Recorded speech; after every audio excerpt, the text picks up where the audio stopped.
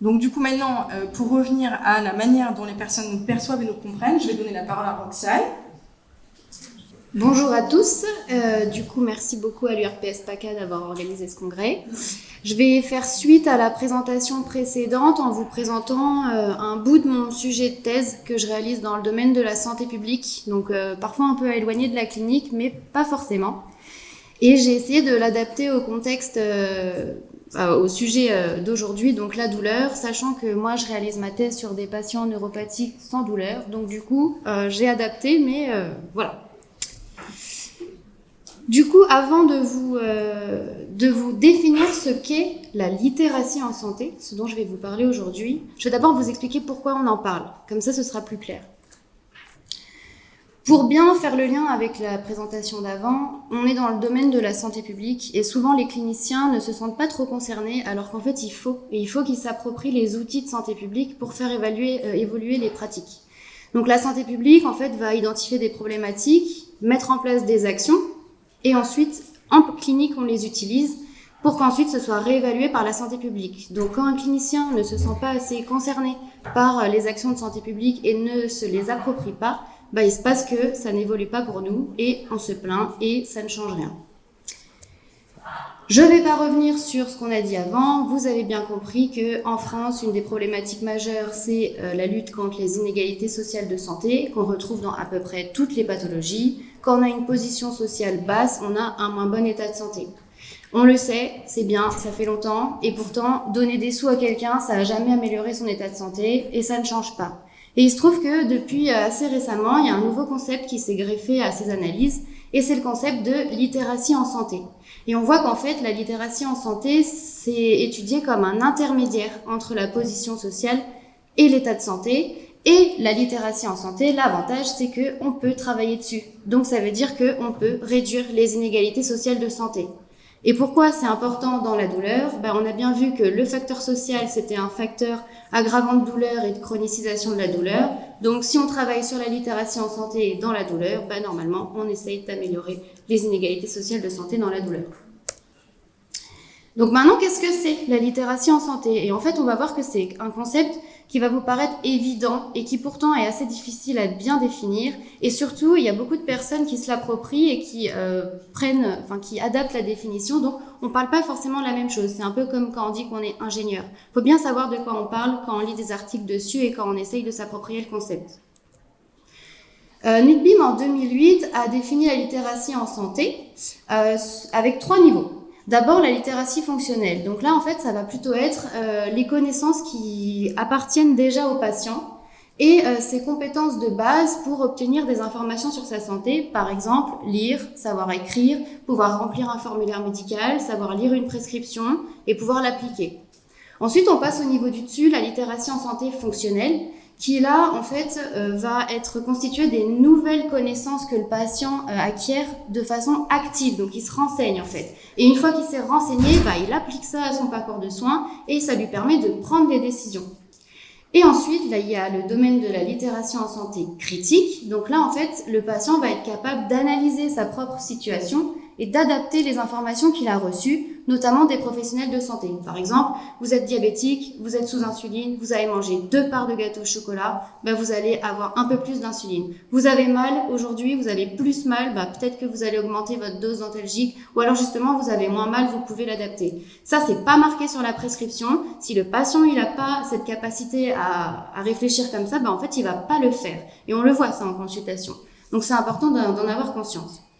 Et on voit en fait que si jamais on s'intéresse au concept de littératie en santé au sens le plus restreint du terme, lire, écrire, remplir un formulaire, mais en fait ça va certes ça va concerner un petit panel de patients, ça, on n'en voit pas beaucoup nous en pédicuripodologie, des patients qui savent pas lire, pas écrire, pas remplir un formulaire, et du coup en fait ça s'adapte pas à la majorité de notre patientèle. Alors que quand on prend le concept de littératie en santé dans son ensemble, on voit que c'est quelque chose qui va intéresser tous les patients qu'on voit et pas que les plus précaires. Parce que les inégalités sociales de santé, elles se voient énormément entre la position sociale la plus basse et la position sociale la plus haute, mais en fait, il y a un gradient tout le long et c'est là où il faut faire très attention. Et nous, on a l'impression que nos patients ne sont pas forcément soumis à ça, alors que c'est pas vrai. Du coup, on définit en général la littératie en santé, donc l'Organisation mondiale de la santé, comme les capacités et les ressources pour accéder, comprendre, évaluer et utiliser l'information et les services de santé afin de maintenir et d'améliorer sa santé. Et il y a des choses très importantes dans cette définition. On voit que ça désigne les capacités intrinsèques à l'individu, donc les capacités des patients, mais aussi ses ressources. Et les ressources, en fait, elles peuvent être sociales, économiques et contextuelles. Ces ressources et ces capacités, elles lui servent à utiliser de l'information en santé, ok, mais aussi les services de santé. Donc ça dépend aussi des services de santé. Si votre patient, il sait pas qui aller consulter, ça va pas. Ok? Et donc tout ça, c'est le concept de littératie en santé. Pourquoi est-ce qu'on en parle en fait aujourd'hui dans la prise en charge douleur et dans la prise en charge pathologie chronique? Parce qu'en fait, la littérature, c'est bon, elle a déjà montré qu'un faible niveau de littératie, c'est associé à une augmentation de la morbidité chronique, une augmentation des hospitalisations, des dépenses de soins et de la mortalité. Et un moindre recours aux soins de prévention et surtout une moins bonne autogestion de sa maladie. Et ça, nous, dans la douleur, on veut ça. C'est ce qu'on cherche. Et du coup, ça va pas. Et en me renseignant un peu sur ce qui se passe entre littératie en santé et douleur spécifiquement, j'ai trouvé dans la littérature, il y a pas mal de nouveaux articles qui sont en train de sortir et qui montrent que la littératie en santé, c'est lié à la gestion de la douleur et à la qualité de vie. Par exemple, je vous ai pris quelques petits exemples, un mauvais niveau de littératie en santé, c'est lié à un mésusage et une dépendance aux opioïdes plus importante que quand on a un niveau plus élevé. C'est aussi lié à une intensité plus forte de la douleur, une invalidité liée à la douleur plus importante et mauvaise connaissance de la maladie et des traitements est forcément associée à une absence de traitement adapté. Donc ça, c'est tout ce qui ressort dans la littérature.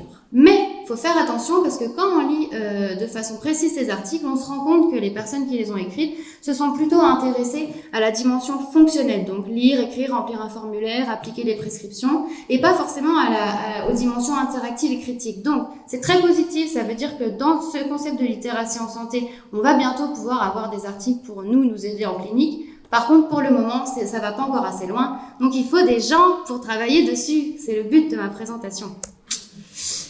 Pourquoi est-ce que du coup, on mesure pas la littératie de la même façon? Tout simplement parce qu'il existe différentes échelles de mesure. Donc, je vous fais grâce de vous les lister. Je vous invite à aller consulter le site du réseau francophone de littératie en santé, Reflix, très intéressant, tout est bien expliqué, il y a beaucoup d'exemples.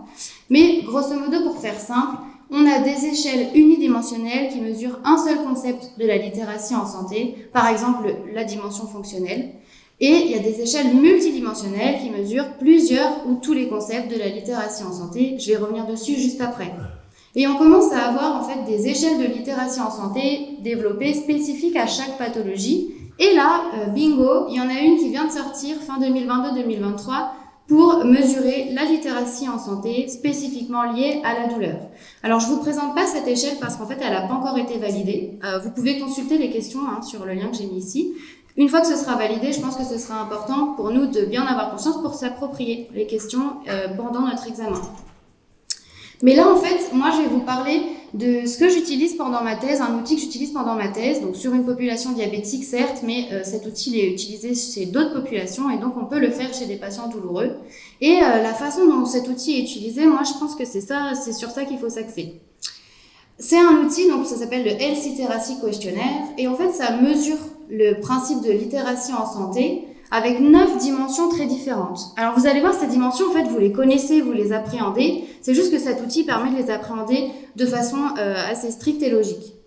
Ces 9 dimensions indépendantes, ça veut dire que donc pour chacune des 9 dimensions, en fait, on va poser aux patients entre 4 et 6 questions, et ça permet de calculer un score. Donc en fait, on peut calculer 9 scores différents qui mesurent pas la même chose. Mais on se rend compte que ça mesure quand même des concepts qui nous paraissent tous très importants pour la gestion des pathologies chroniques et notamment la douleur. Par exemple, on a une dimension qui mesure le score sur est-ce qu'on est capable de gérer sa santé de façon active, très important pour la douleur. Est-ce qu'on est capable de s'engager activement avec les professionnels de santé? Est-ce qu'on est capable de se débrouiller dans le système de santé, c'est-à-dire aller consulter le bon professionnel au bon moment? Est-ce qu'on sait avoir évalué l'information sur sa santé? Donc tout ça, en fait, je vous liste pas tout, tout ça, tous ces concepts, on les connaît, on les appréhende, mais peut-être pas de la bonne façon. Donc une fois qu'on peut établir un score pour chacune des 9 dimensions, en fait, on se rend compte que parfois, on va avoir des scores bas pour certaines des dimensions et donc on va agir. Parce qu'en santé publique, on s'amuse pas à analyser des choses sans agir. Sinon, en fait, on fait rien. Donc, une fois qu'on a identifié qu'il y a peut-être certaines manques de littératie en santé dans des dimensions, dans une dimension particulière, en fait, on va réfléchir qu'est-ce que c'est l'action qui est associée à ça. Et on se rend compte que l'action, elle va pas forcément avoir lieu sur le patient. Elle va aussi avoir lieu sur les professionnels et aussi sur le système de santé.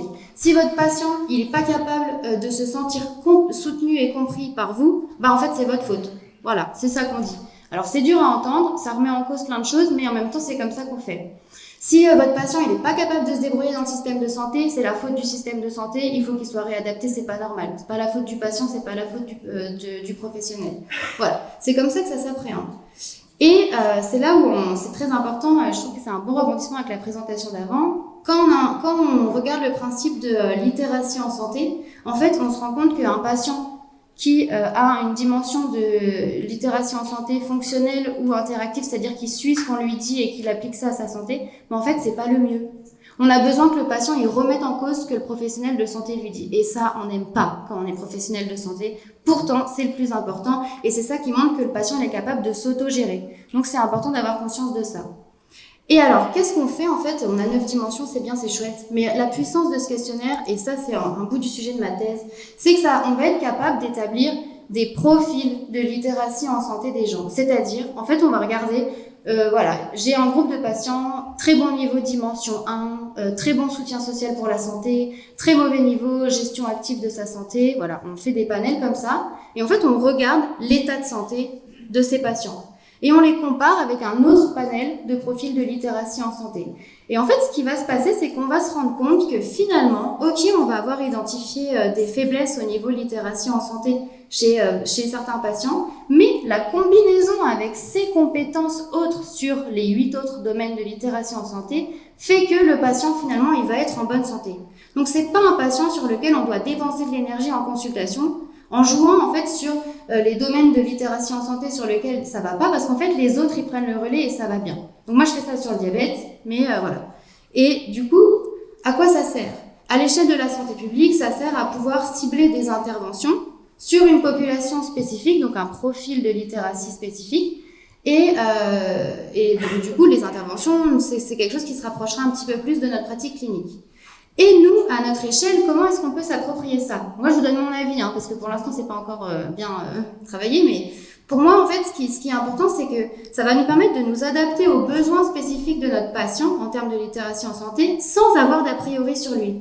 Je pense que tout le monde ici présent, même quand on essaye de faire des efforts, si on a un patient qui parle pas très bien français, qui a l'air de pas très bien comprendre, on va se dire, oula, je vais lui donner les informations de base pour gérer, mais je vais pas aller plus loin, parce qu'il va pas être capable de bien les appréhender. Alors qu'en fait, peut-être que lui, il fait partie d'un profil de littératie avec un soutien social sans faille et une gestion active de sa santé géniale, et que lui, en fait, il a pas besoin de tout bien comprendre. Une fois que c'est écrit, il y a quelqu'un qui va l'aider et ça va être ok.